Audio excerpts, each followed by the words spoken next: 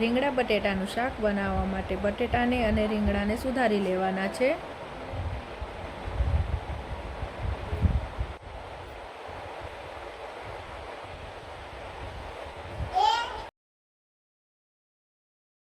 શાકમાં લસણવાળી ચટણી નાખવાની છે, એટલે લસણની કરી અને લાલ ચટણી બેયને ખાંડી લેવાનું છે, એટલે લસણની ચટણી તૈયાર થઈ જાય છે.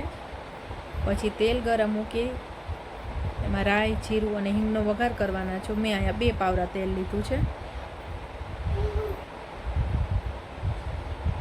રાઈ, જીરું અને હિંગનો વઘાર થઈ જાય પછી તેમાં બાદીઓ એક નાખવાનું છે, તમાલપત્ર, મીઠો લીમડો, પછી રીંગણા અને બટેટાને વઘારી દેવાના છે.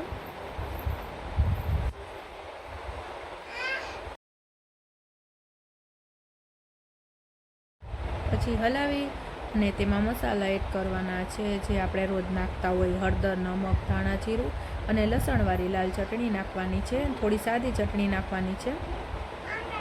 પછી બધા મસાલા છે એ હલાવી અને તેલમાં મસાલા ચડી જાય પછી તેમાં ધાણા અને પાણી 1 ગ્લાસ નાખવાનું છે.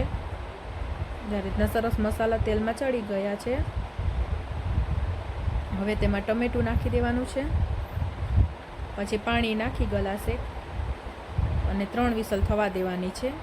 જો તમને આ શાકની રેસીપી ગમે તો મારી ચેનલને સબસ્ક્રાઈબ કરજો. જો આ રીતનું શાક બની ગયું છે.